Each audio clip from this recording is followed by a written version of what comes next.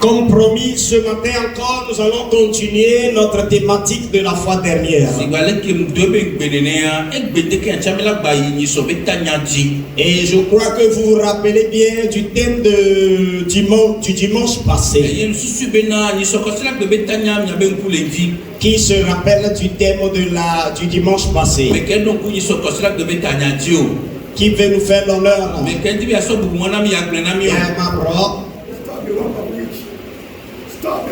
Stop the work of the witches. Hallelujah. Amen. Acclamons notre frère. Alléluia. Amen. Beaucoup prétendent nous faire le rappel, mais si je touchais à tout le monde ne peut pas le dire.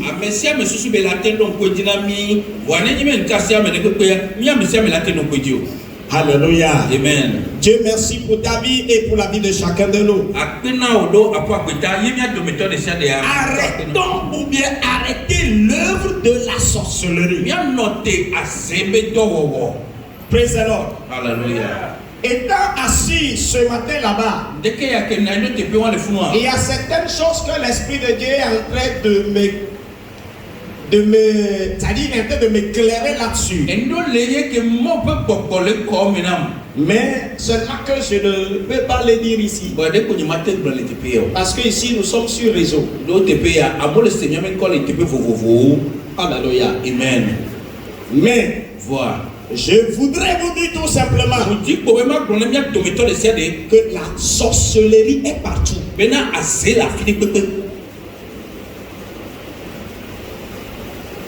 Les gens pensent que la sorcellerie se trouve seulement au niveau des noirs, des négros.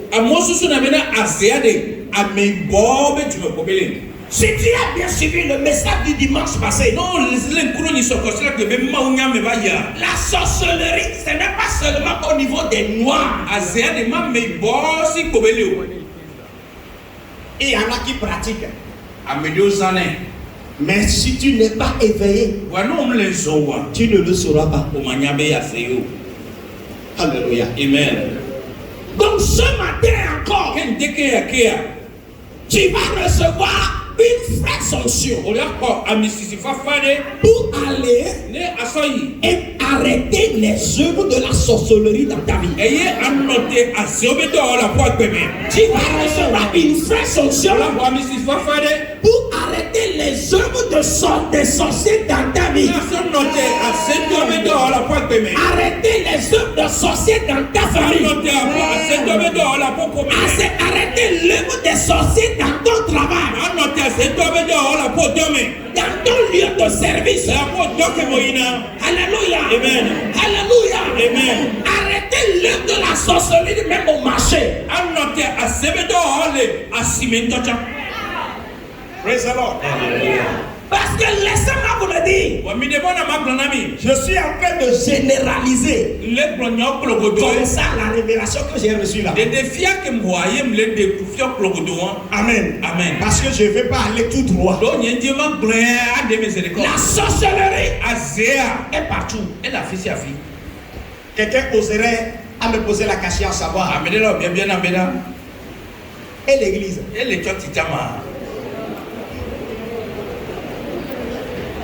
Alléluia. Amen. Praise the Lord. Hallelujah. Alléluia. Amen.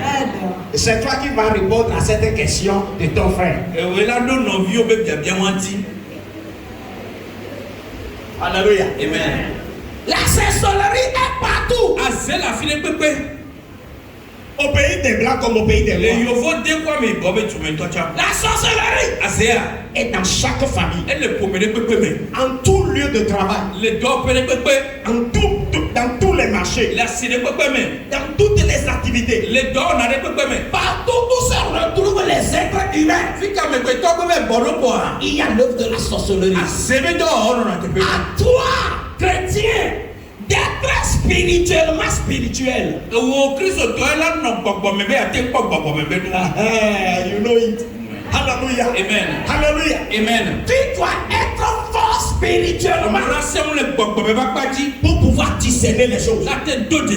Si tu n'es pas spirituellement fort, la sorcellerie dont nous parlons va t'utiliser, toi-même tu ne le sauras pas.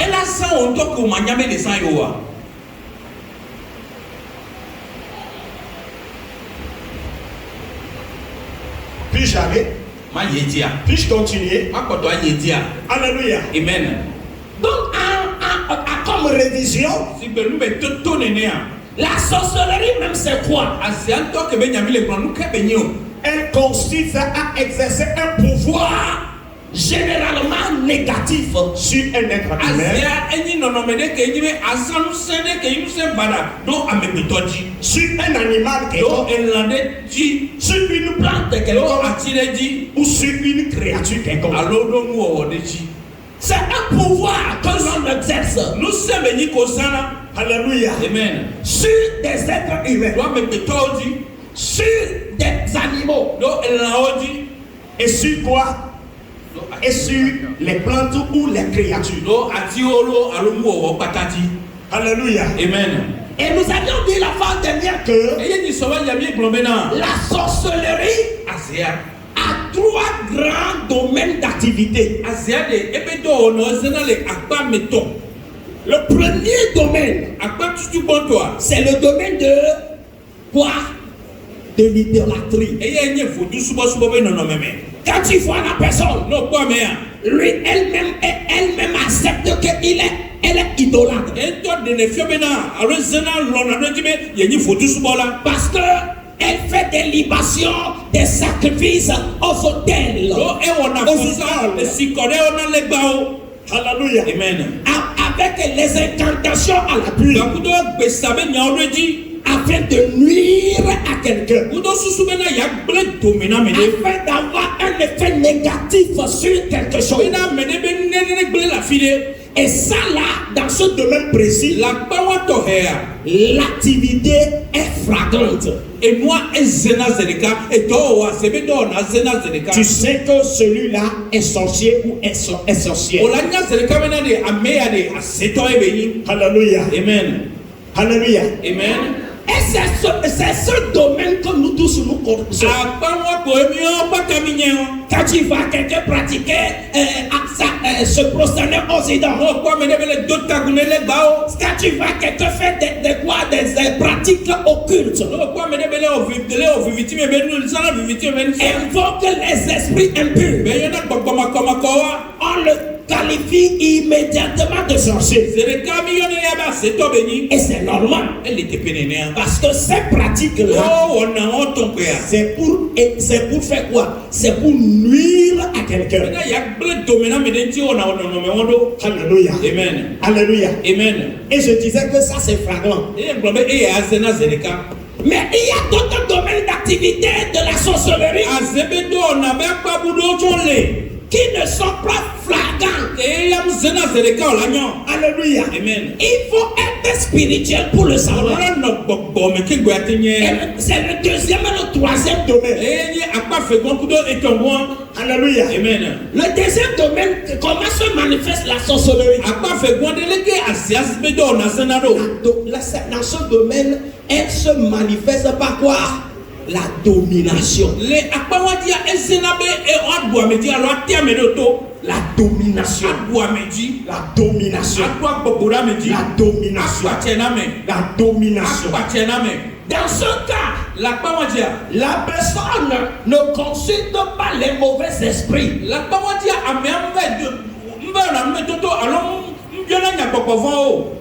la personne ne consulte pas, n'adore pas, ne communique pas directement avec les mauvais esprits.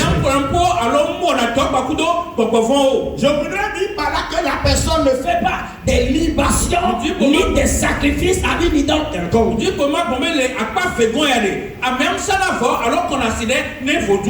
Mais ces pensées sont tellement mauvaises. Son cœur est tellement mauvais. Ces pensées sont tellement mauvaises. Son cœur est tellement mauvais. Mon frère et ma soeur, soeur, si tu n'es pas éveillé, tu peux porter un sorcier au dos sans le savoir. Pour toi, parce que pour toi, il ne fait pas des libations ni des sacrifices à une idole que tu connais. Mais laisse-moi te dire, ce que son corps lui dit, c'est ce qu'il fait. Que la chose soit mauvaise ou pas, que cette pensée soit mauvaise ou pas, ce que son cœur lui dit, ce que ses pensées mauvaises lui disent, c'est ce qu'il fait. Laisse-moi te dire, quand la personne désire ne faire que ce que cette pensée lui dicte, la personne est obligée de dominer les autres.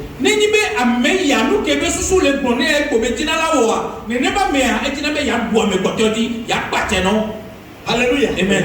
Dominer les autres. Alléluia. Amen. Dans ce cas, la personne ne laisse pas paraître cette pensée parce qu'elle sait qu'elles sont mauvaises.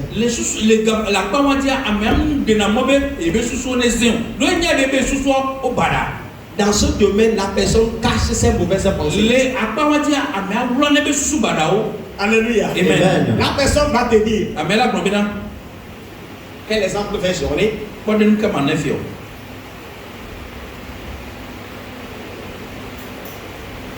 C'est-à-dire, la personne parle de façon ironique. Alléluia. C'est-à-dire, il dit la chose. Toi, tu penses que c'est positif, mais c'est négatif qu'il dit.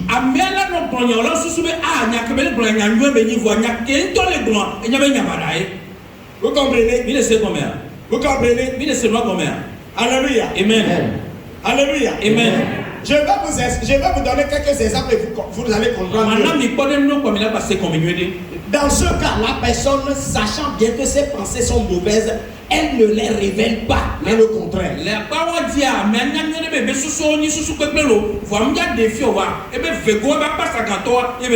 Et toi, tu vas le discerner par ses actions. Toi,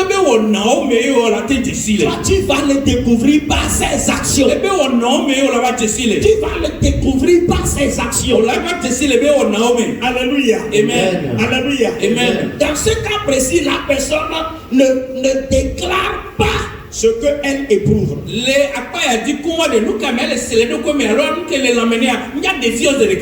va te le cacher. Alléluia. Amen. Praise the Lord. Alléluia. Dans ce cas précis, la personne passe par des voies subtiles pour dominer. Par des voies subtiles pour pouvoir te dominer. Alléluia. Amen. Je m'avais donné on va lire le texte d'abord. Jérémie chapitre 17 verset 9. Le cœur est tortueux par-dessus tout et il est méchant. Qui peut le connaître? Une fois encore, avec interprétation. Le cœur est tortueux par-dessus tout et il est méchant. Qui peut le connaître? Amen. Amen. Alléluia. Amen. La sorcellerie est partout. Si tu ne fais pas attention, si la sorcellerie ne t'utilise pas pour nuire à ton projet, la sorcellerie va t'utiliser toi-même. C'est ce que fait la sorcellerie. Et la honte. Praise the Lord. Alléluia. La Bible dit le cœur est tortueux par-dessus tout. Alléluia. Amen. Il est méchant. Qui peut le connaître? Alléluia. Amen. Les sorciers utilisent beaucoup leur mauvais cœur. Alléluia. Amen. Leur mauvais cœur. Touche quelqu'un à côté de toi, dis-lui c'est pas le moment de dormir. Si je vois quelqu'un dormir à côté de toi, c'est toi qui ne dors pas que je vais appeler de tes réveils.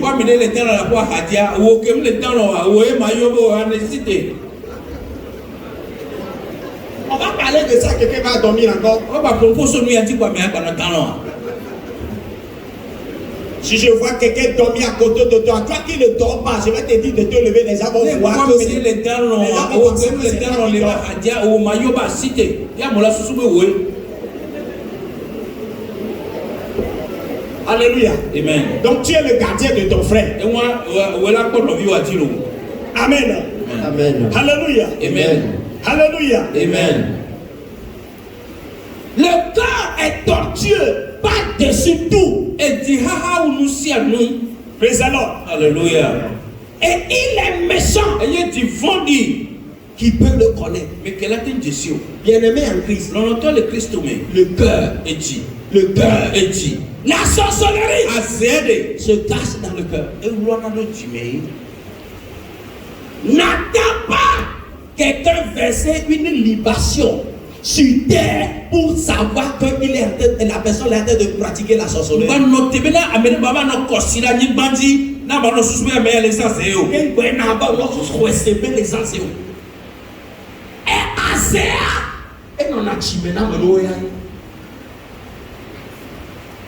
Amen.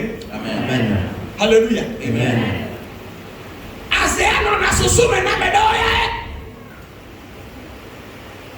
Praise the Lord. Alléluia. Alléluia. Amen. On va lire un second texte. On dit que le cœur est tortueux, non? Maintenant, Proverbe chapitre 4, versets 23 et 24. Garde ton cœur plus que toute autre chose, car de lui viennent les sources de la vie. Puisque le cœur est tortueux, puisque le cœur est méchant, la Bible dit, donc Dieu te dit, garde ton cœur plus que tout, plus que ton travail même, plus que tes chaussures, plus que tes bijoux. Si tu ne gardes pas bien ton cœur, la sorcellerie peut t'utiliser toi-même sans que tu le saches.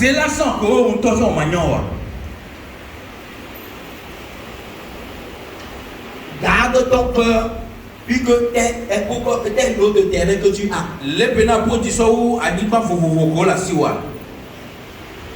Garde ton cœur plus que tes maisons. Garde ton cœur plus que tes voitures. Il y a certaines personnes, elles se vantent en disant, je suis à mon 9e, 10e passeport. Passeport de passeport koso ina modia koma koso ina modia ame wogo ama sile kego la signe parce que lui il a voyagé de partout dans le monde. Maintenant yi ihe ko ni aba fi de pepe partout dans tous les continents. Yi du ko du pata me. Mon frère et ma soeur, tu peux pouvoir voyager dans tous les continents. Tu peux être sur ton 10e passeport. Si ton cœur n'est pas bon, tu es un sorcier. Dieu ne va jamais t'agréer. Dieu ne prendra jamais plaisir en toi. Peut-être que c'est par tes œuvres de la sorcellerie que tu es sur ton 10e passeport. Ta manière de dominer les gens, c'est ça qui te fait promener dans le monde. Au jour du jugement, on ne va pas te demander ton 10e passeport. On te demandera ce qui est, on te prouvera ce que tu as dans ton cœur. Et nous que la peau du meilleur la défions. Vrai ou faux? Et les meilleurs les mêmes. Alléluia. Amen. C'est pour cela. On nous fait savoir que le cœur est tortueux, le cœur est méchant. On est défié maintenant et dia et haha ou et vondi. Donc, il faut le garder plus que toute autre chose. Car tu es plus précieux que ton cœur. Et nous que veux-tu garder plus que ton cœur? Au contraire, garde ton cœur plus que toute chose. Garde ton cœur plus que tes perruques brésiliennes.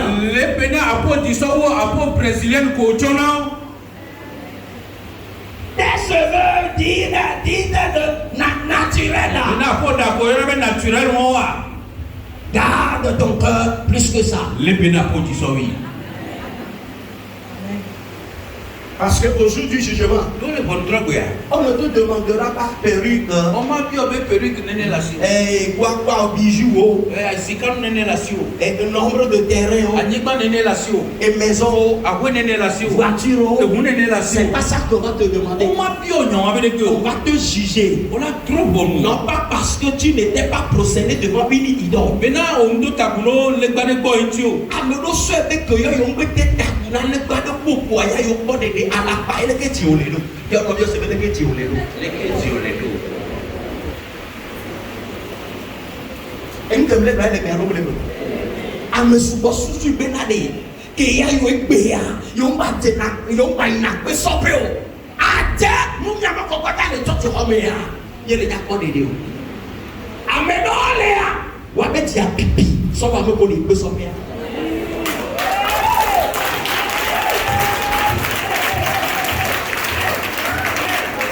Rappelez-vous, un jour, Jésus a dit aux pharisiens, race de vipères, qui vous a appelé à fuir la colère de Dieu.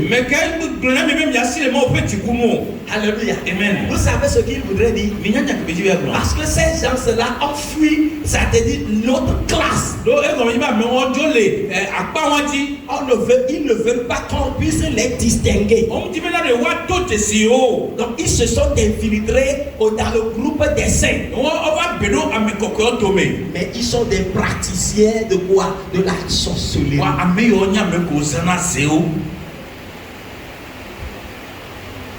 Comment est ton cœur? Ton cœur peut te conduire dans l'enfer. Ton cœur peut faire que Dieu puisse te rejeter. Parce que ce qui est dans ton cœur, le cœur est tellement cassé que personne ne le voit. Seul Dieu le voit. Et la Bible déclare le cœur en lui-même est tortueux et méchant. Donc il faut le garder plus que quoi? Plus que quoi? Toutes choses. Jérémie chapitre 4 verset 14. Purifie ton cœur du mal, Jérusalem, afin que tu sois sauvé. On va interpréter. Purifie ton cœur du mal, Jérusalem, afin que tu sois sauvé. Jusqu'à quand garderas-tu dans ton cœur tes pensées? Dieu est en train de réprimander son peuple. Il n'est pas en train de leur dire de laisser les astartés, de laisser les hôtels sataniques, de laisser leurs pratiques occultes. Il est en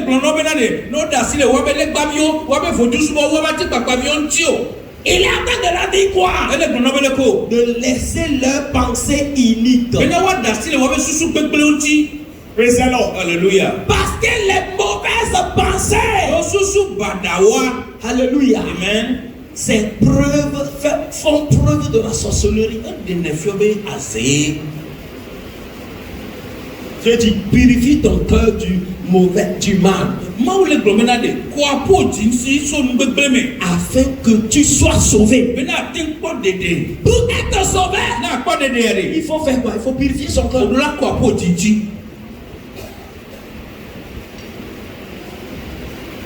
Question. Comment est ton cœur?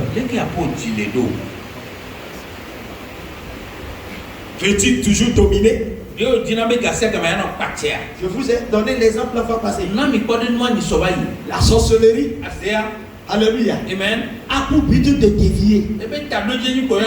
Quand tu veux aller de dévier, si tu veux aller, normalement que tu dois être à droite, elle va tout faire pour que tu te retrouves à gauche. Au lieu que tu sois en haut, la sorcellerie va tout faire pour que tu sois en bas. Praise the Lord. Alléluia. Alléluia. Amen. Praise the Lord. Alléluia. Et ça se fait par les pratiques occultes, par l'adoration des idoles et par le fait de chercher à dominer les autres. Je vais vous donner un exemple. Praise the Lord. Alléluia. Vous connaissez Delilah? Delilah. Dans la Bible. La Bible a même. Praise the Lord. Alléluia. Alléluia. Amen. Alléluia. Amen. Est-ce qu'elle est arrivée à dominer Samson ou pas? Praise the Lord. Alléluia. Et elle a utilisé quelle force? Nous sommes quelle maison? Force de la domination.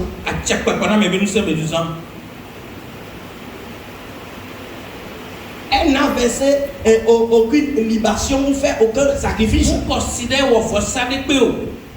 Alléluia. Amen. Mais elle a manipulé qui? Exemple quoi? Samson. Samson. Alléluia. Amen. Deuxième exemple. Un jour, vous allez vous rappeler que à cause des problèmes que traversait Job, sa femme lui a dit, maudit Dieu et meurt.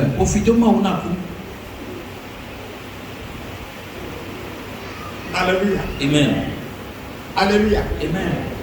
Vous savez ce qu'elle a pensé? Praise the Lord. Alléluia. C'est-à-dire abandonne Dieu.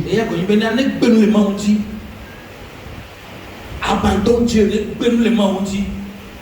Alléluia. Amen. Est-ce que son mari a accepté? Et nous sommes Alléluia. Amen. Nous sommes allons. Eh ouais. On a un kentia.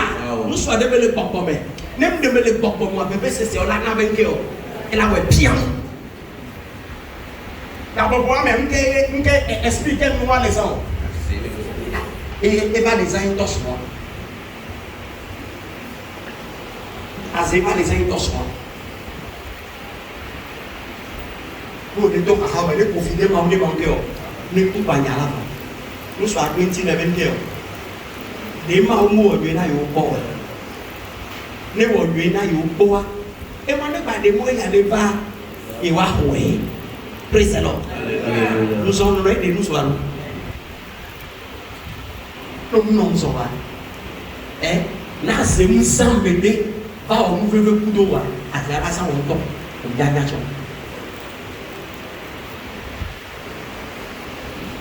Vous connaissez une femme dans la Bible appelée Isabelle? Hein?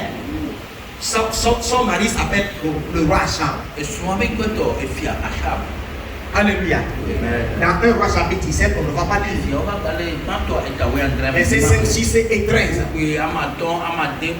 Un jour, le roi Achab cherchait quelque chose. Il voulait payer ça. Et quelqu'un qui devait lui vendre ça a refusé. Et vous savez ce que sa femme a dit? La Tinyawana. Et je suis amené la Tinyawana. Il y a un petit. Et il y avait dominé la fille. Il dominait la Tinyawana. Elie a tué les quoi? Plusieurs prophètes, environ 450. Il y a des balles. Vrai ou faux? Vous savez ça, non? Minya. Boa. Elia. Et que on dit. Et que vous avez tassambé. Que avec le hein? Au Mia be fodu siwa. Yeku wedo go. Mi ga to de li ajo. Esi. Me ka blede o. Me ka blede o. Isabelle. Yo mo de ku piloto. Ni ba biti o. E la biti do ba. Agulea. Come capodo wa pe wala bo. Praise the Lord. Alléluia. Yo bro. Il est tout. Quand vous avez besoin de quelque chose auprès de votre mari, laissez qu'il soit conscient d'abord. Quand vous... Que font les femmes? La manière dont elle et son mari sont en train de causer aujourd'hui. Elle sait que d'ici quelques heures, Jessie et l'autre vont se rencontrer. Tu n'as pas écouté. Il faut leur demander. Jessie et qui?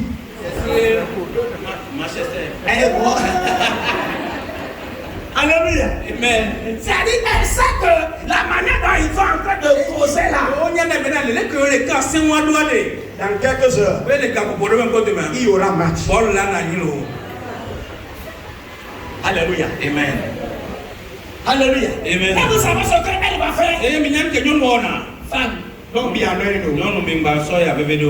Amen. Amen. Alléluia. Amen. Elle va dire à son mari, j'ai quelque chose à te dire. Ça c'est une provocation. Et que dit la médie. Et l'homme va dire, il y a quelque chose. Dis-le-moi. Est-ce que tu crois qu'elle va dire? Elle dit, non, il faut laisser. Il dit, nous sommes attaqués de nous. Nous avons bébé, il y a plein de peuple. Nous avons bébé, il y a plein de peuple. Nous avons bébé, il y a plein de peuple. Nous avons bébé, il y a plein de peuple. Nous avons bébé, il y a plein de peuple. Les names là, et bien après, les names là, les nani là, les names là, on ne paye là, on ne paye au bien ici. La provocation est ici. Et moi, les names là, on est là, les names là, on est là, elle est montée. On a des météos au cassier, qui vont au tchadé, et dans les fions. Et bien là-bas, vous avez une guerre. Mais il y a un peu de rien, oui.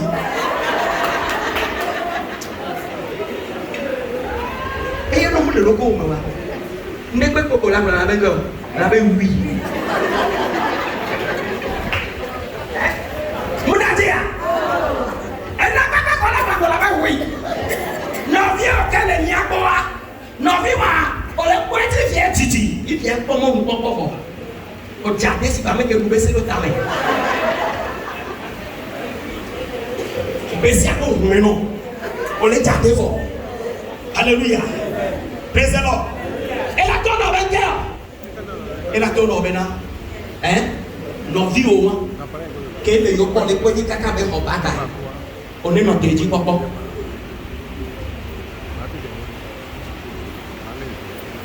Alléluia. Non, oui, il faut me voir. Oui. Non, oui, il faut me voir. Oui, pour Yaclon. Je vais prononcer sur le TP. Je vais casser dans mon avion. Mais la réponse n'est pas la si vous englobez ma bouteille de bouletti. Et qu'elle lui a eu. Il t'a dit non, oui. On parle beaucoup. Mais pas que le bac de la et Tessio. Mais il y a combien d'années ici? On m'a donné ma mère. On m'a donné, il y a combien ici là? Il y a des pays là. Et pas que je peux. Comment les années? Il y a combien de temps? Pourquoi il y a une lobby à Wachano? Elle est sous Menelo. Elle est Timenelo. Elle est notée Condé.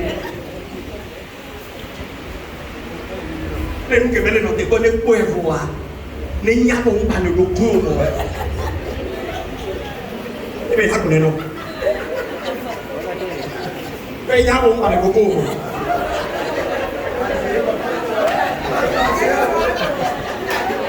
Il dit, mais elle est manipulée sur son web. Elle me dit, elle nous collabore, elle nous collabore, on s'en va, on s'en va. C'est eux, on est.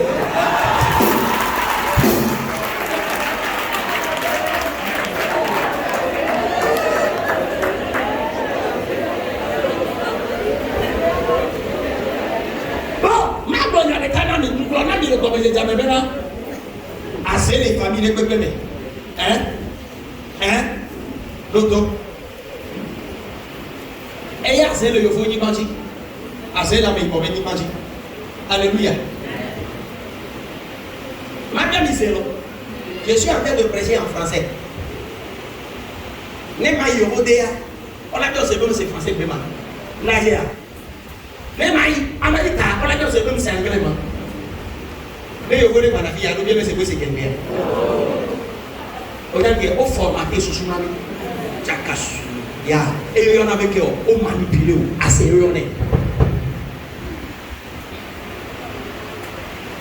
Ne pouvez me voir. Ne pouvez me voir. À zéro, on est.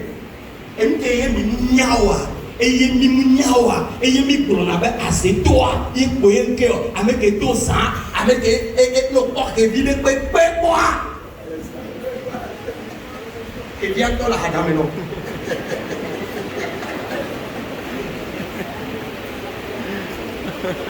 Tapi kalau dia mau buat surat ke bebas di so nyawa di pandai kayaknya ya. Azeo. Hallelujah. Praise the Lord. Hallelujah. Obe bulan ya beko. Obe bulan ya ada beko la so beko. Bayi yang obe nyawa ja. Oh, enggak beko bulan nyawa. Ebe obe kebile bulan ya bulan nyawa bo. Oh, enggak jamu le bebe do. Ele bebe do. Ele chesi kamero. Kebe go ma onkel. Akpela si baha le mune.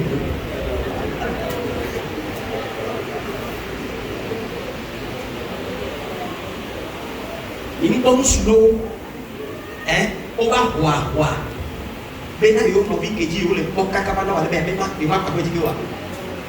Ini ko amedo o na nwede iye sadi onto be jije ji be mu ke to be je wa. E na we mu. Etɔn le yosio, enɔm le yosio, alo nɔ le wɔm le o, ma wɔ efe yɛ nue le fi egbe, eɖo la wɔ ne nɔviɔ. Sista, brɔda dɔtɔ gbe ɖe nɔvi wɔn da, ame ke ye wo le kpɔ be, ele gblɔ be ne nyo na ya, ela nyo na mia, mi nɔ do gbe ɖe ta. Ŋgbava dze asetɔ ɖe va lɔ me. Dzilawo mi ɖo mi do gbe ɖe mia be dzo ta, wo ne nɔ wa ɖo gbe me. Ne de sɔn bada ne viwo e de sɔn bada ne viwo de sɔn bada kengbe ordonnance wo la ya ko me funu yo wa pratique na wa ona hade onya ketia e bi wa de aseto de ma me kele ko jasire ani ba e ko ina aseto de ma me kele onjo le savant Daniba, alors na paix à la tia, et y'a pas d'assettant, avec les gens sous la médée, la passada, d'un peu pour les tiens, donc on est là. On est bien d'accord.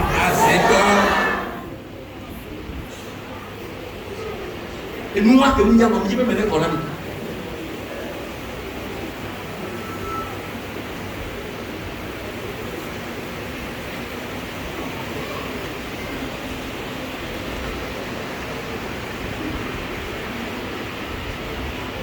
On t'en baby. On t'en baby lo. On prend la table où nous pouvons. Tam yo nyon ko de wa ke pe TV wa nyon wan baba le. Alo nyon wa tele wa. O pe be na ne de bi wa le. Ye nto ye ko e la hen. Wa sinti na be so menwe. Na ti ya. Ye to ko nu so wa be klo. De bi wa ba dade. Praise the Lord. Wa ka ke ya. Pe ke be leke mayo dili la mayo Isabella enya leke mayo nge alléluia la ba klobe no fio wa e ma le jebe no le chesi kamero e yo mo no ko no la ta ple bo ma wa ple no o yang ko na wa o sa se ri chi ni o ke na o san chi o san susu o Krisata nde benji be ko na de ba ku ha ase to a me ke le ko ha de a me ke ta fo he a me ke ta fo je couleur différente avant que me gele et rouge le ibolia me de ka kwe no po be jaha la mo po be ya ko ya ba ple ko kula lo la one alo wa ya kla kuto la afo be ple et la kwa me ko ya ase to ta la ha na me ameɖewo tɔa wɔn le zã la kuku o wɔ aba zia se ŋu ame ko le zã ɛla ŋdadzia ok ame ke be ŋdadzia ne sɔ dagbe nam ne nyama sɔe ne anɔ mɔwo dzi ndzama nɔ tɔ ne dzi mawu tɔ wo ɖo ɖa be ma ʋu susu na wo.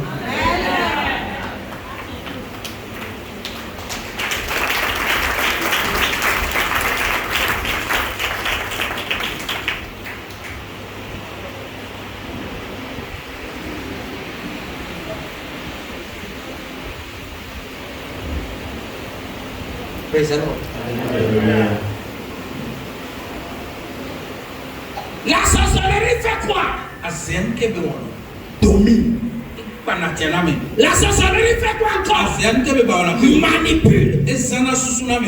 Manipule. Elle va te manipuler. Alléluia. Amen. La personne mal intentionnée peut aller jusqu'à manipuler son prochain, son vis-à-vis.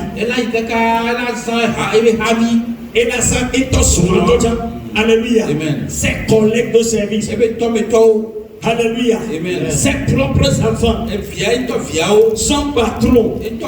Son entourage. Pourquoi? L'esprit qu'il a lui permet de manipuler les gens. Lui permet, lui donne la force, lui donne le pouvoir de faire quoi? De manipuler les gens. Je vous avais donné un exemple de mon père spirituel à cause de ce que les essences-là ont la langue doucereuse. À tel enseigne que même ils n'ont pas de banane en main. Mais avec leur parole doucereuse, ils vont faire descendre le singe de l'arbre sans avoir banane en main. Voilà pour la fion et fion là ils sont dit là-bas. Tu peux venir là-bas encore vous venez. Et bien allez au théo. Qui vous l'a dit là? Qui veut bien hier? Pas couleur. C'est ici. Vous y couleur. Alléluia. Amen. Et du coup vous allez voir la personne qui est en tête d'être manipulé, changer du coup. Et c'est le cas, mais là, pour les gens, du bon, il va devenir mauvais. De conscient, il va devenir inconscient. De raisonnable, il va commencer par déraisonner. Alléluia. Amen. Vous savez ce qui s'est passé? Il a été envoûté. Il a été ensorcelé.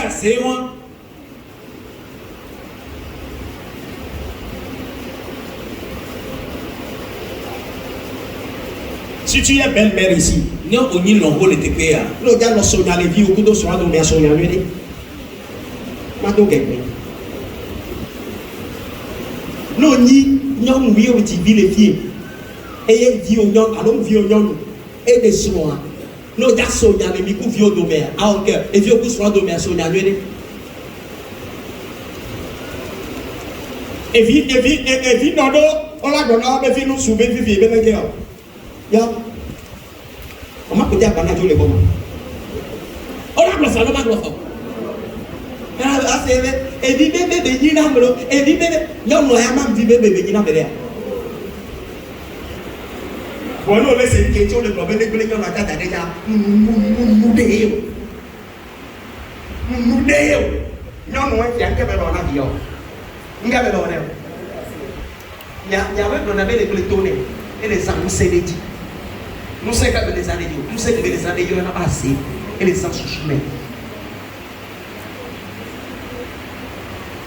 Il y a un chevaux en descend. Il y a beaucoup de missions que nous. Et non. Et la gloire, ici, qui est là pour la journée.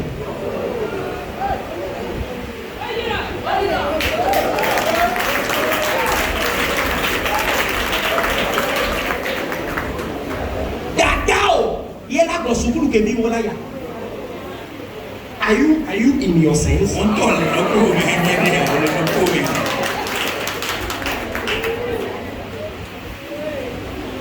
Pourquoi te laisses-tu manipuler?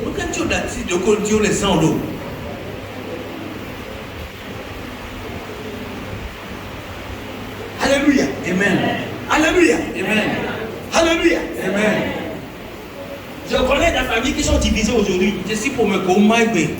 Foyer brisé. Ce sont des peurs bas. Parce que nous allons dans le cœur. Et puis, et puis, et puis,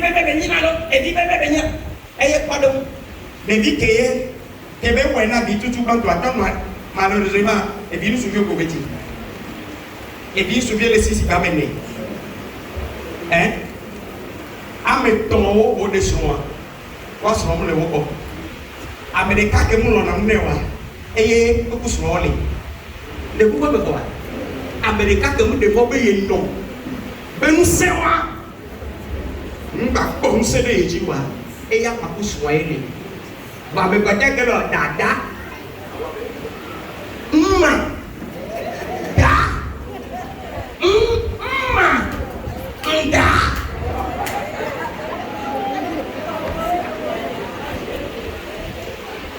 Hallelujah. Waya wa be so de bo nke o ke minyam ke dia e si wa mu si o ko to les ans susune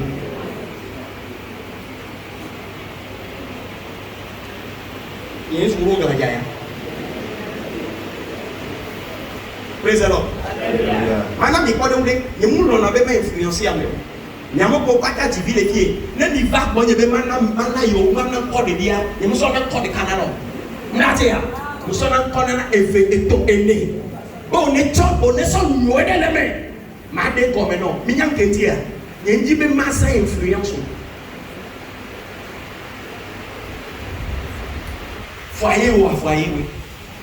Mwenye de lo ba bi o nko ase ya ababe pastor eso di ko ane pastor odola te wenye to alo wenye no pastor praise the Lord mais quand les filles là be pastor e be son na yo be passif je ne fais pas de ces choses là parce que assez pastor no na be ma de yo membre et tu cara de ma joba as a gringo pastor enye tombe e ba do ka popo de me na yen tombe yen ba ya de wa yo be ma de ya pastor ko yi ono na popo me ya e ho pe enye o fica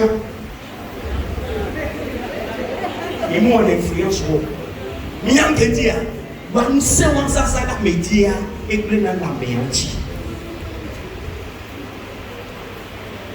no va ko je be le dignon la bia alors no be 1 2 3 4 fais ton choix vous laissez comme ça ma so de casolo ne bien pasteur mi les positions que mi na 15 ans c'est moi c'est comme ça et il no sona la mewa ne non ma pas représenter nous souvenez hein et ne munyo wa on m'a te présenter na yo et la ko ya tu alo ma ko et la ko ku da ku fosu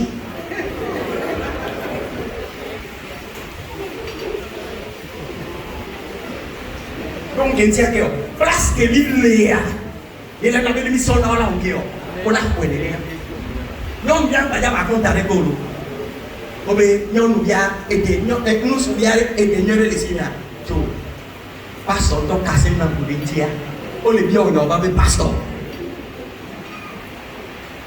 àwọn lo je bi se na be ku na le church mi re to ne mi de so an ya ple batterie na la ko me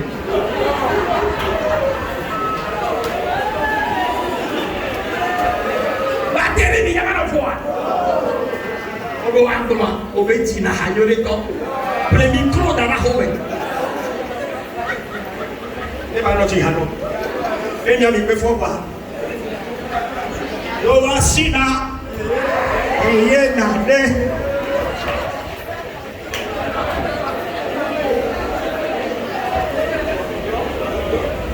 mi kwele ke mfui na domination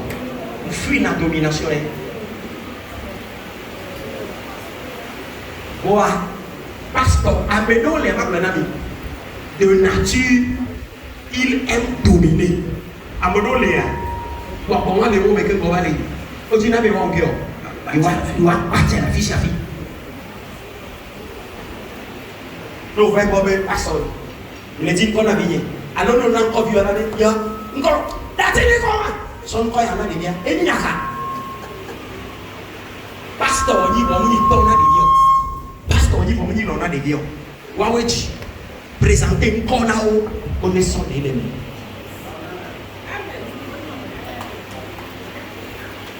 no vi ye musuvio cousin ye kudo to wa be viwa nya ye son ko nya ye présenter ko Et ben maintenant les pour les gars nous vidéo pour avec ni ne dodo pour avec on a les voilà yoma akabi pleto non pour les yoma ni yenya no be kwa dire to et ya ketia et ben maintenant nous y son quoi me présenter comme boni mi va tant les mains que wa be ti lo terre et no vini a terre alors et nous a terre et mi se so dade de biaji il se no bien yang ba trop les gars c'est quand même vidéo que et en même temps, on est néolé, il dit la bien quoi tirer. En même temps, on est néolé, et me lève à dans le pays, mais encore à aller.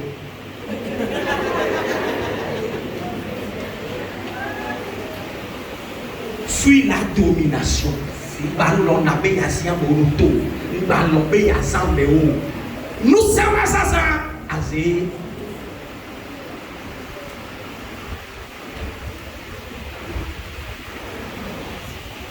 Mais les hauts à home, on est capable de composer là. On est capable. On va pas donner à la maison. On va pas dire qu'on va là. On va pas on a brûlé les tombes là son. On va donner des yeux. On y a des pas nous chopper comme les nyam. C'est dans le année ma.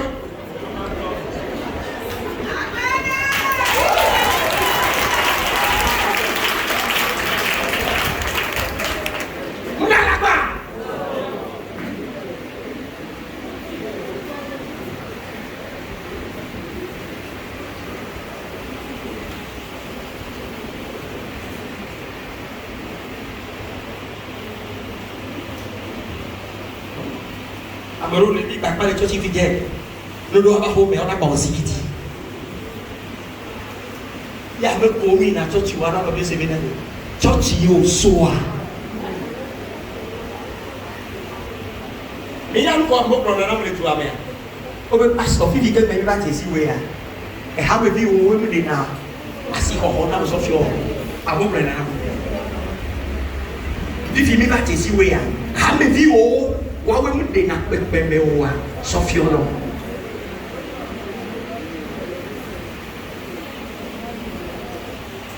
Que vai radio, lo ma unya le teta, le to ke voa. Ah bo yo, e mi to mi so le kwa me. Ye we ya.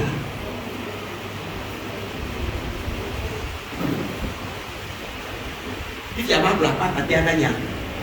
Le nom de Dieu même là-dedans.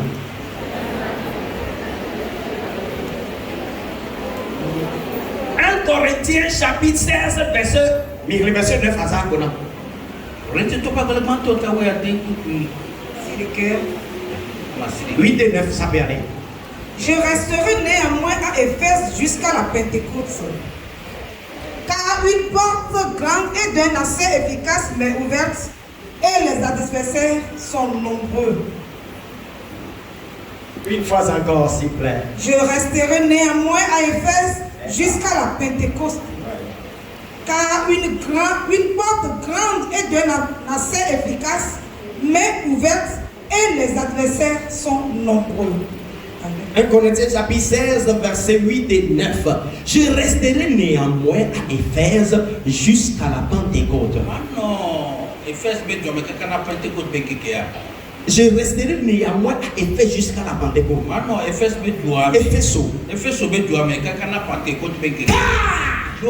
Une porte grande et d'un accès efficace m'est ouverte. Et les adversaires sont nombreux. Qui est en train de parler ici? Il s'agit de l'apôtre Paul. Bien-aimé, il allait de ville en ville. Prêchait la bonne nouvelle. Les choses marchaient. Les gens sont convertis. Les choses changeaient devant lui. Alléluia. Et il est arrivé où? Et il est arrivé à un lieu, à Corinthe plutôt. Alléluia. Amen. Et il est en train de leur dire, je dois aller de ville en ville. Parce que spirituellement, je vois qu'il y a la porte est grandement ouverte. Mais au même moment, Je vois plusieurs adversaires. Écoutez, bien-aimés. La sorcellerie n'attaque pas de n'importe quoi dans la vie des gens. Mais il attaque des points stratégiques.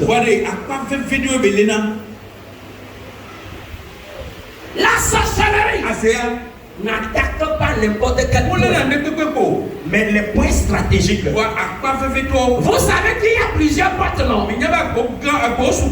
Alléluia. Amen. Alléluia. Amen. Il y a plusieurs portes. Il y a certaines portes. Quand elles s'ouvrent pour toi, personne ne saura. Il y a d'autres portes. Quand elles aussi s'ouvrent pour toi, personne ne le saura. Alléluia. Amen. Mais il y a certaines portes. D'autres portes. La Bible me dit dans Actes des Apôtres chapitre 12 que Pierre était enchaîné par des chaînes. Ses mains étaient enchaînées, ses pieds aussi. Et il était gardé par 4 bandes de 4 soldats. Et dans la rue profonde, Dieu a envoyé son ange le frapper et lui dire: lève-toi, prends ton manteau et chausse de ton sandal et suis-moi. La Bible déclare: ils sont passés par la première porte, passés par la deuxième porte, et maintenant ils sont arrivés à la porte principale. Quelqu'un dit la porte principale. Écoutez, jusqu'à la première porte,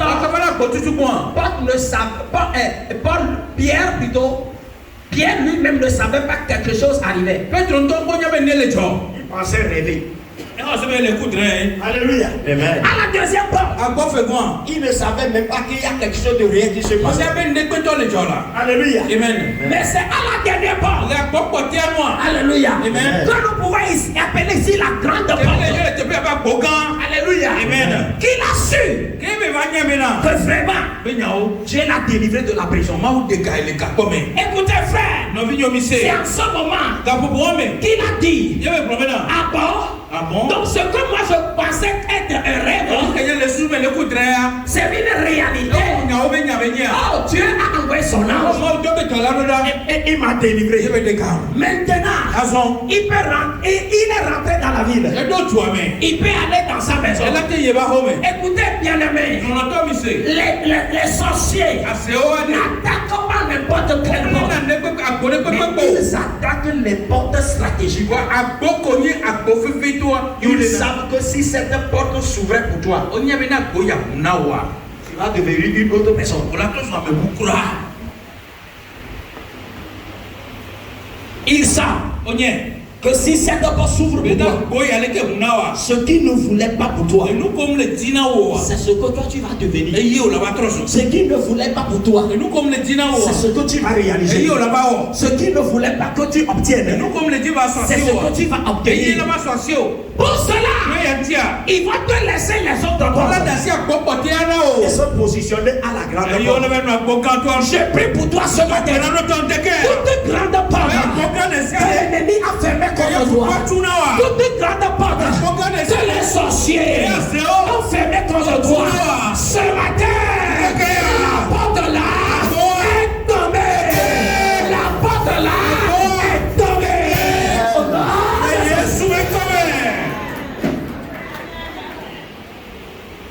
Quelqu'un dit la grande porte.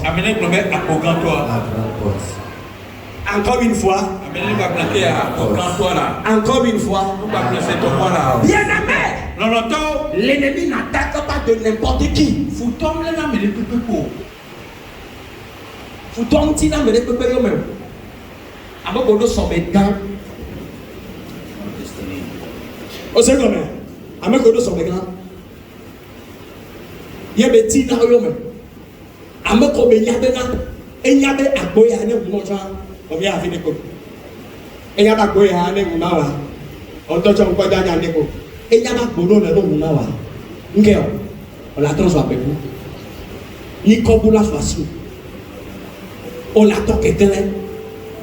et nous kokola pas mon nom, Jijona Bangono, Abo me mekeo, à azeto o me no na tero enya ba jesi azeto alo ma jesi enya ba no zo do ma ti alo ma no zo do azeto mo na ko re pe no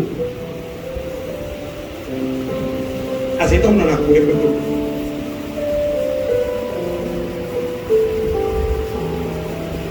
azeto mo na ko re pe no abonare ye mi ko na donya be na ko wo na wa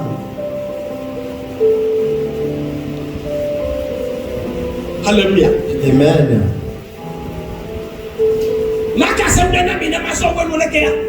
Praise the Lord. Alléluia. Mais c'est pas la Bible, mais les marques pas dans la camarade qui lui a c'est que ce blague va tomber. Mais c'est pas maintenant. Et fier le début même que ton héros. Mais c'est maintenant école novia héros de Philippe Besson Sondé. Et nous pour le vie que le sia quand il y a Salomé et Yomade et Fia Hérodéa et Jean-Baptiste Paul Betona et Fia Ben Kemelo en Mekeo Ben Mouyo Milon quoi hein Milon quoi tu viens avec Badeta Ngajo on va Fia Badi Messé Alléluia Amen. et Fia Badi Messé et Nkeo non que la lomena nous début que la lomena non moi ne sommes pas des fiers comme des diaboués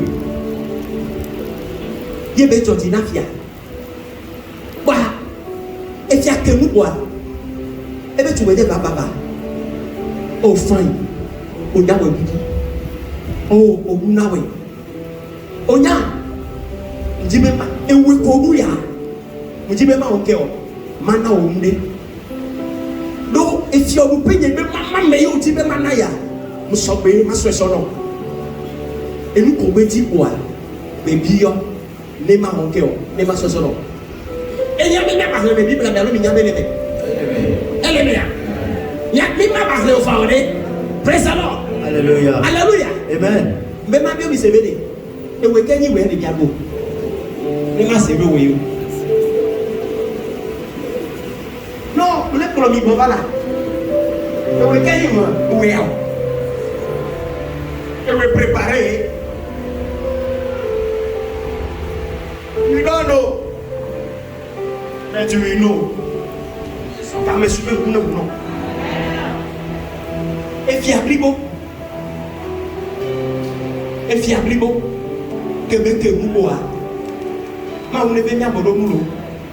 Bien que tu parles, on ne vient pas pour moi. Bien molo, ne dis jamais ton mère, ne dis jamais caca de mère, et ne dis que moi ne peux pas que tu m'aies, et que Bible en a. Aïra caca ira pas ton cali.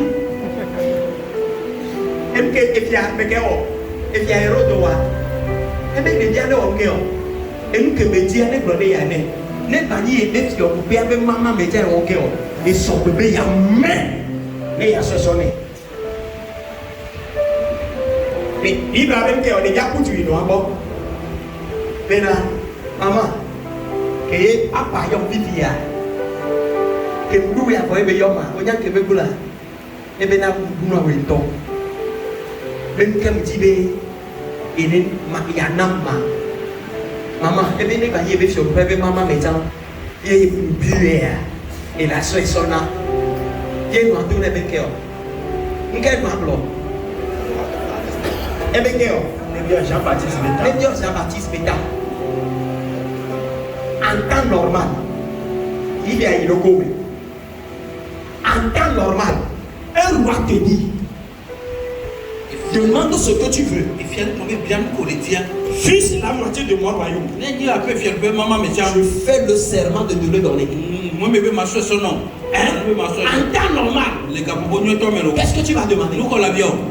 La moitié du royaume. Hein? Et tu as fait hein? N'est pas dit, mais tu as coupé avec maman, il y a mais, il n'y a pas de cas, il n'y a pas de cas. Et quand on a dit, avion, il y a pas rien. Hein? Avion, il y a quelqu'un qui me sort, mais dit, mais il y a un sport avec une autre douane. Hein? nkɛkyɛ ba ne fiɔsi o adeɛ fiɔ kuku a adeɛ fiɔ bɛ baga efiɔ fɔ kpata nyɛ ɔna ntɔlo adeɛ fiɔ bɛ ɛba fɔ ba kpata wa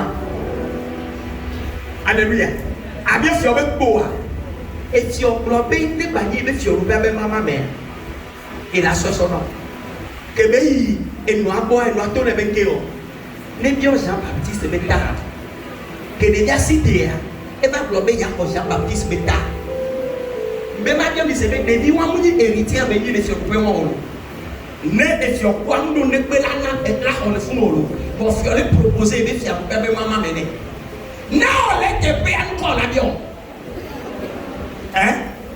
fiɔ kupe bɛ mama mɛ mu ke ya bi o mu ka bɛ bi o n'omu omu sa sere dzi wa ma te mi o nu enuam kɔta si o enuam kɔ ahade o enuam safɔ bɔnu ke enuam do ne bi ne bi wa eye wa domination le funu alo le manipulation le mu le funu ebe Jean Baptiste bɛ ta ɔva gblɔ nya na fia fia ɔtɔ ekata da de ta mɛ yɔ bɔn edo fia ta ɔgbɛ bɔ edo kata ŋu bɔ présent bɔn bi bia de ame kele kplɔ na via Salome bɛ ne bi Jean Baptiste bɛ ta de ye ŋutɔ mɛ tɛ bɛ nye o aze tɔ ye mɛ gadi bɛ zan aze ya do ye ŋutɔ via eme le kɔna wa ye ŋutɔ via n'o mu nɔ musɔ wa ɔna sa se ne o tɔ titi o dzi o ma nya.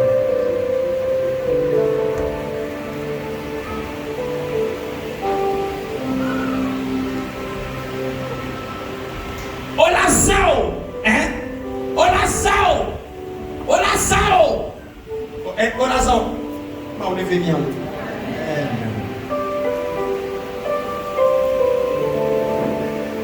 Obé Samba, Obé de Fio, bébé maman. Est-ce que ma il a pas de cadeau réponse à nos questions matière? Ma binti la cabrona no ye la obi kop na la be vi o yana no. E ya ba be bi o no. Donc vous êtes donné be je me ke yo. Fait ya c'est toji. Vivia, assez à donner viager à l'homme donner viager. Assez à donner viager à l'homme donner viager. Tilao, papa, maman, des vieux nyamata. Nyamonzo. Assez à munyamekele, tosa, ple kokolo, ple ahone, ple nge, ple bo, da tosa, be saponalia. Mwen de kat pe de wase o, a moto le wase, voyon tomo o, vojo le pe de nou.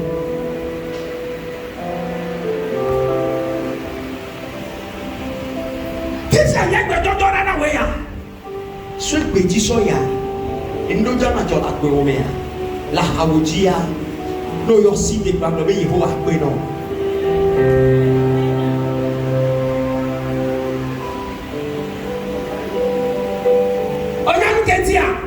Ma pe papa papa kolonya ya. Me ya wa ho no. Praise the Lord. Ne ya wa ho no. Ela be kio. Agbo kan le nkono. Fua titreti la o soko. Ma o be la ba be pakrio.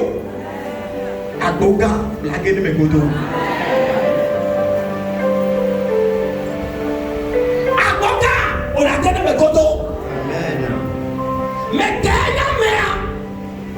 Pokok kenya pokok, mana tidak buat bukanmu.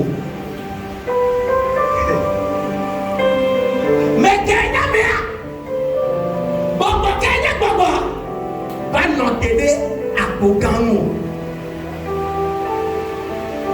Esprit de méchanceté, hein? Et y'a mon y'a à on est né que baba de voyons, hein? Amonoléa. O se bena enuke la siwa non amelo le ani so pe ke ko ji wo ko de le ke ya yo abe nto adon be be na mele o me kere Ameyo, même nous devons attendre non. Avec qui attendre le verre avec un meilleur. C'est toi. Amero le beke beyo be o se bo ya bi o dawa. Attendre sur vous non. Yo ma son publicité pe. On le ya bi o dadi. Amero le son beke bo de soa. Eti to veve.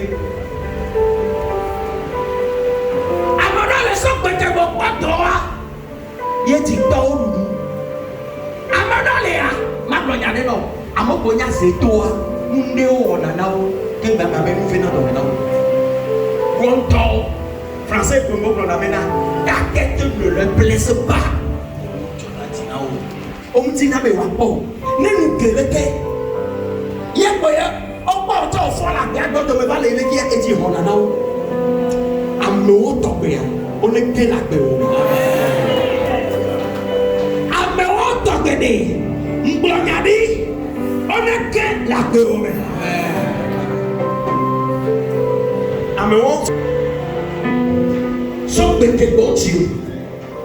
Son bete bobe boyako. Son bete bobe on se bo majantal. On se bo eso. On se bo TV. On se bo le on y a le que. Son de la gueule. Si vous banane pour le moment. Vous tombez la bena. Wabeti kwa maonade kano. Wabeti kwa maonade kano.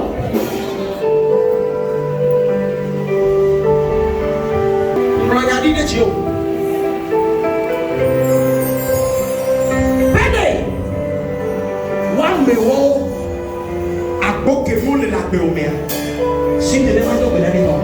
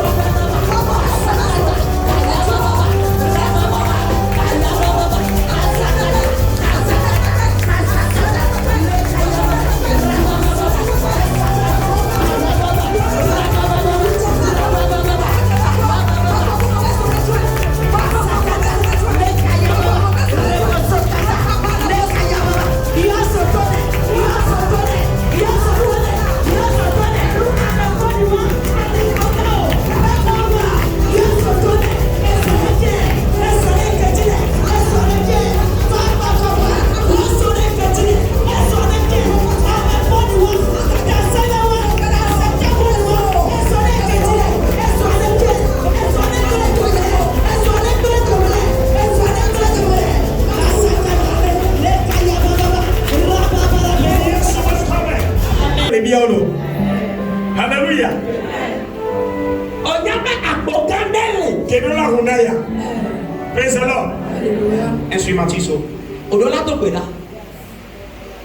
Aboka kedola hunam la peme. Eye maze ma obevi. Eye maze ma uto. Yes. Eye maze ma ubenu wo. La yi pe yachi. Hey. Amesia me. Bobo sia bobo. Eke la gbo onu a. O bla gbe akpo akata. Omujani. Omujani. Omujani. Omujani.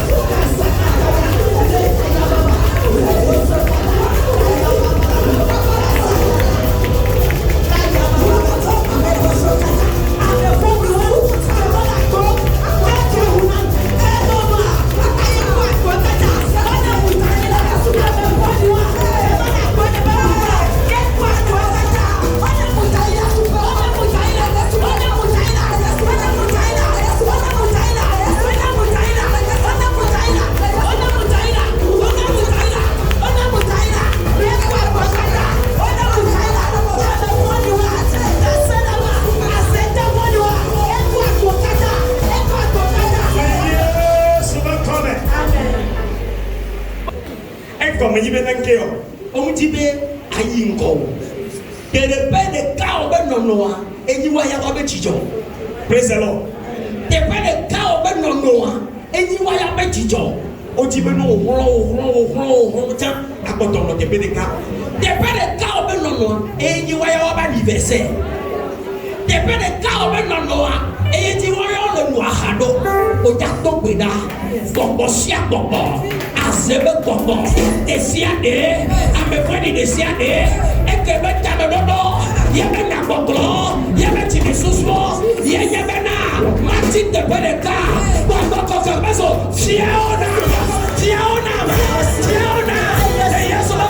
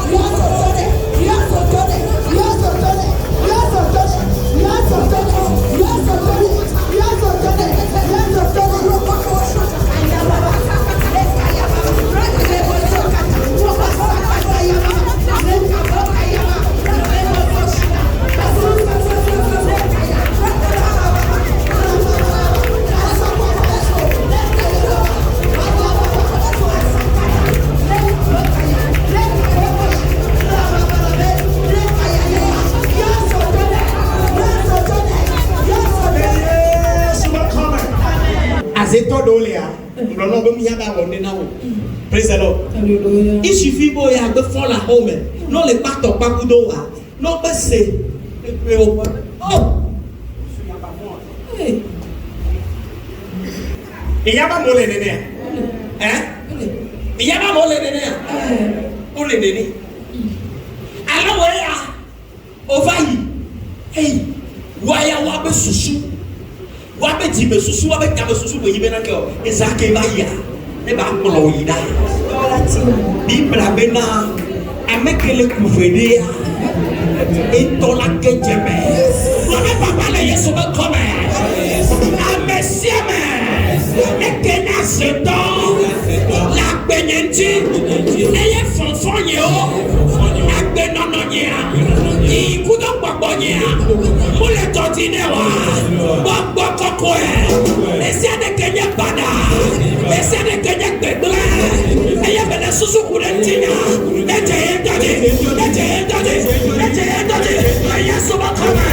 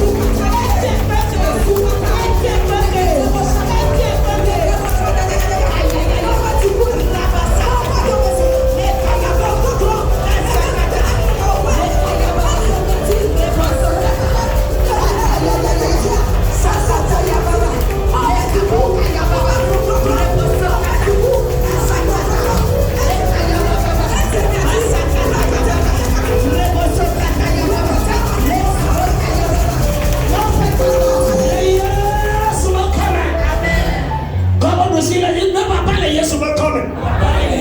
Amesia me quelle a béyame. Amesia me quelle a béyame. Et avec Bolona Bena. Et avec Bolona Bena. Et après nous Genetina yo. Et avec Nekba Maone me. Et nous y vena domene. Le Nekba Maone me. Mutina be yakbomo. Mutina be nyonamo. Yeba dama suso bonye bena. Bena matinye. Yeba time suso bonye bena. Bena matinye. Papa amovani wa. Mukafi kebele o.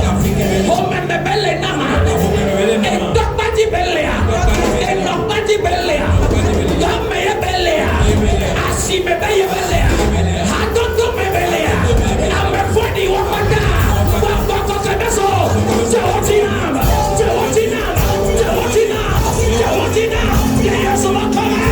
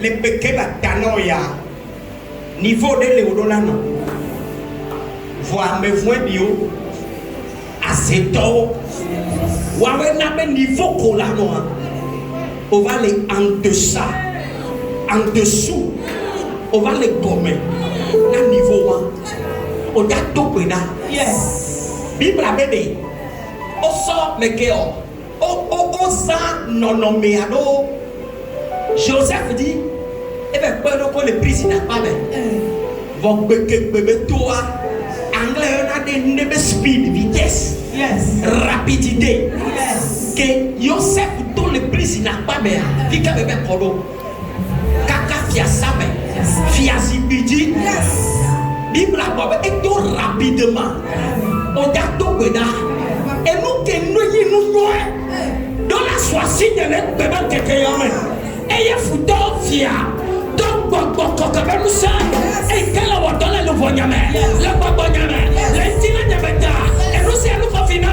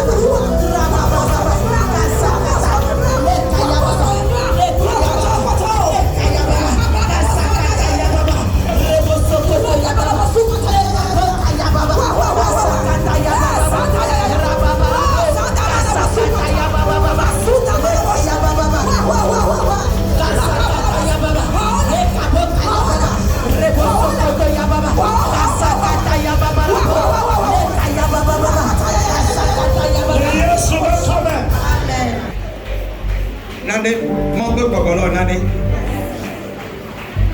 Non, le corps, mais la fille qu'on est. Nande, le chola, mais les pas de même. Mon peu Bogolo, le chiamblima. Elle est chiamblima. Yes. Elle est chiamblima. Yes. Elle est chiamblima. Yes. Obé basi mou soit fidèle. Yes. Bon, mon peu Bogolo. Elle n'a pas si on est soit fidèle. Yes.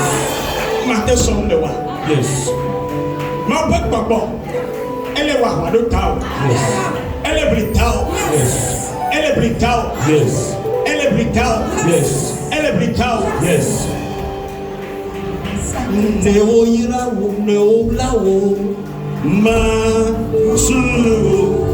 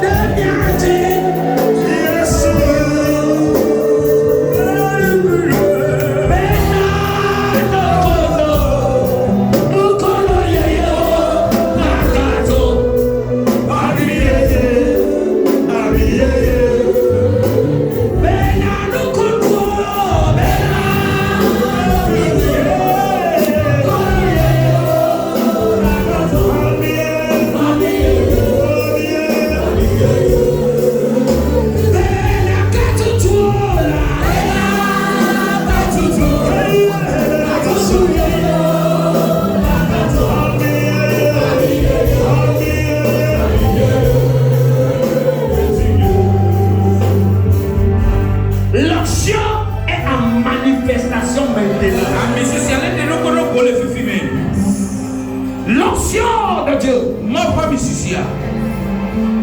Elle ne va pas donc à vous pour nous quand relation. Ah oui, il va bien bon, les protège.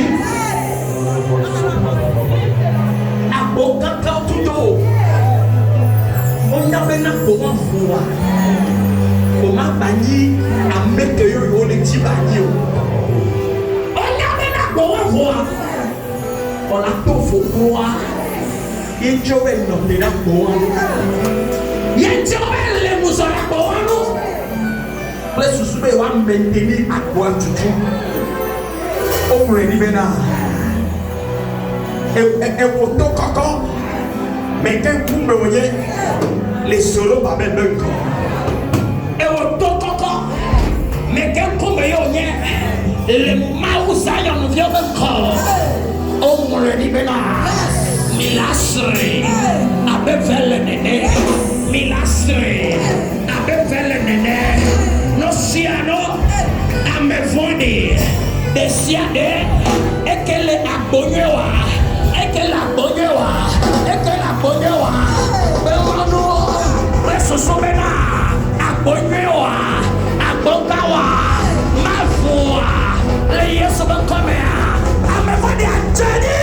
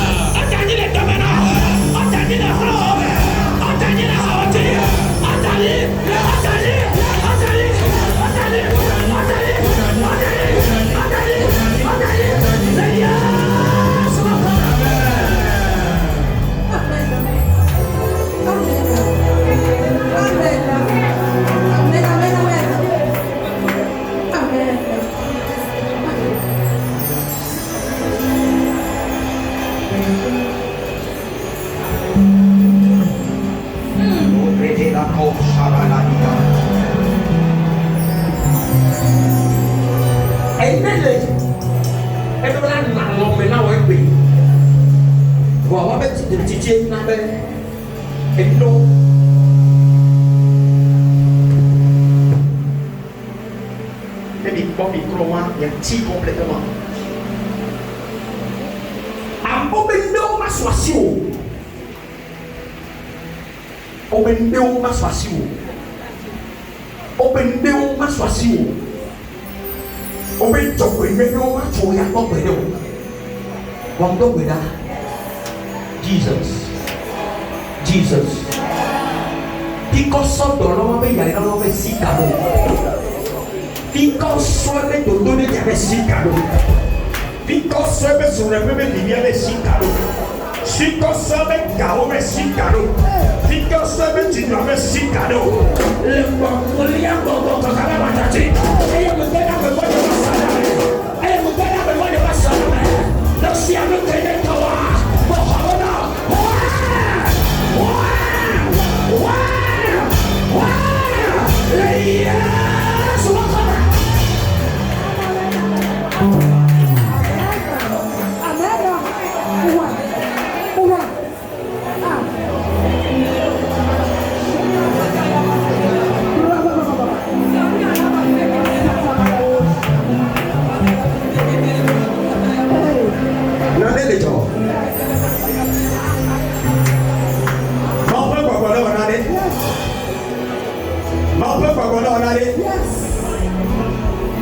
Jesus Rakamanosha. Eneno Basando de Bravilla. Akobedina Nosa. Iamanosi Kaba. Ienesi Parada. Nunca é o final. Nunca a relação passa seu. Não tem. Oma me prego agora. Bena se alesse eu la pé. Ben eu não vou mais não. Se alesse eu la pé. Ben te toma mais suacio. Olha mais continua. É feia. A me vai dar de toda a câmera. A toda a hoje. Leia. Só cara.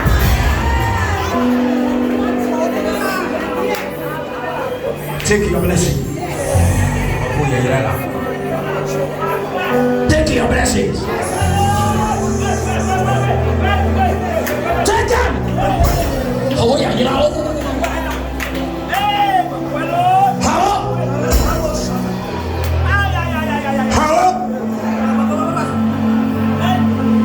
Yeah, you know. Only to governor. Et peut te trouver sans doigt. Ati comme au diodo. Et toi comme au diodo. Anima au diodo. How yeah, you know. Auto governor. Auto governor. Auto governor. Auto governor. Auto governor. Auto governor.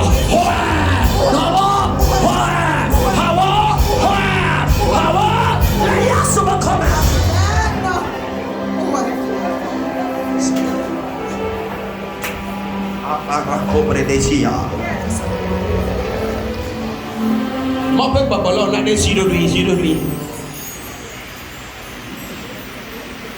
Mon peuple Babylone, on a des. Amisisi tohele le vatio. Amisisi moyen bébé, onction de restauration. Et quand Yosef le kapame. Mon quoi ça hypothèse faba homolo. Kaka fiasame. Kaka fiasibidi. Nous sommes elevatio. Amiwa elevatio. Elevatio. Elevatio. Elevatio. Elevatio. Elevatio. Voilà, fils à fille que de l'air. Voilà, fils à fille que de l'air. Holua. Holua. Holua. Holua. Hawo. Hawo. Hawo. Hawo. Hawo. Hawo. One young man don't believe what only the penami. What only the penami. Mardo haya. Ma bonu belake no afio. Wa a mobenu wana. A tobenu wana. Ena bena. Am eke mardo hay. Bela bonu. Mon que camé soit. Mon que camé soit. Mardo haya. Mardo sia. Et bon va, il est destiné. Nous saints, papa quand nous saints, et que donne na nos pénomènes. Et on en a même nos paix. Que maudit mon nom, la demeure, évasion, nous sommes abattus, papa m'a battu, mais si c'est abattu,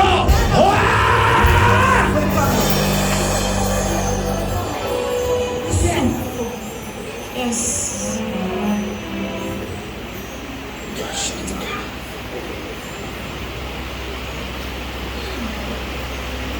Évasion.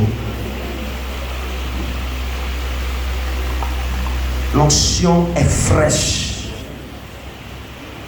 Amisisi aleyeye. Ouais. Ouais.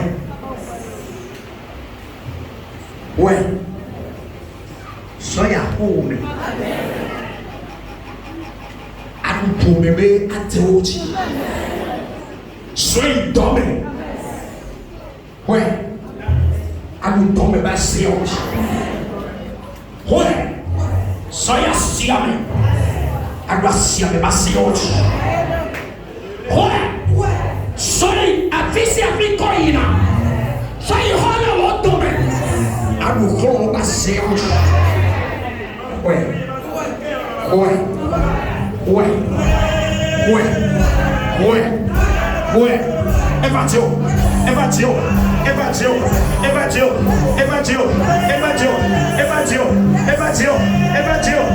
Yes.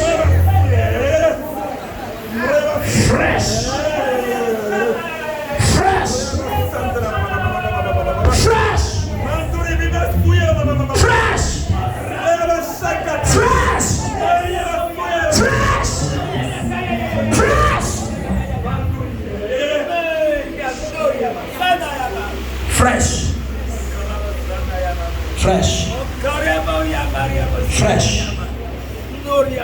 L'onction qui restaure. L'onction qui restaure. L'onction qui restaure. Amisisi que donne un modo. Amisisi que donne un modo. Evangelo. Donodo bata. Donodo bata. Donodo bata. Donodo bata. Donodo bata. E cadeau la monoba no kaso. Nto cadeau la monoba no kaso. E kawo e place soube o la gwa o la jade. Vokakia. Wabe dodo asio be dodo enyebena. Emko letila. Boba kenetia bo. Vos mains nous sont, et dit assis au dit, et dit assis au dit, c'est non so, et casso, c'est non so, et casso, c'est non so, osolation, osolation, osolation, osolation, ça.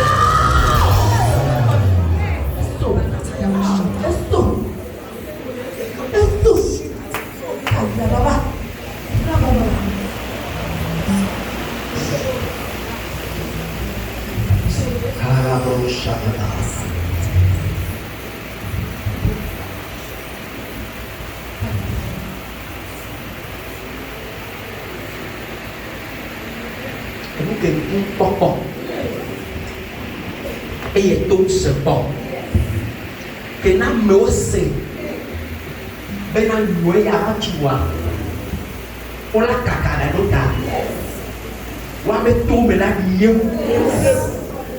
et nous et moi tout que Jésus et nous et on montre et va bon et nous on montre et va bon et on montre et que le Dieu et que le Dieu et que le Dieu et que le Dieu et que le Dieu et que le Dieu et que le Dieu et va bon et que le méo et donc Dieu le méo les Yesu coming.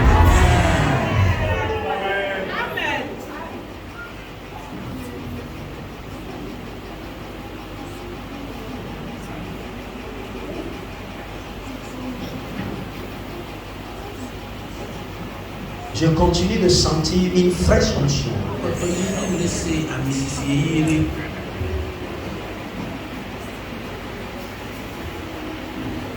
Partout où tu es dans cette maison, prends part. Sois contaminé. Sois contaminé de cette onction. Contamination. Contamination. Contamination. Contamination. Contamination. Contaminé. Sois contaminé. Sois contaminé. Sois contaminé. Sois contaminé. Sois contaminé. Grande part. Ouvre-toi. Et fata. Ça veut dire ouvre-toi. Et fata. Ouvre-toi. Suis la vie de mon frère. Suis la vie de ma soeur. Grande porte d'un accès efficace est ouverte sur toi. Est ouverte sur toi. Est ouverte sur toi. La belle porte L'acte des Apôtres chapitre 3, c'est là où on l'a appelé la belle porte. La belle porte. J'entends l'Esprit de Dieu me dire, viens d'être ouverte. Que quelqu'un crie fort. La belle porte. Ouverte pour moi. Ouverte pour moi. Bonne nuit là.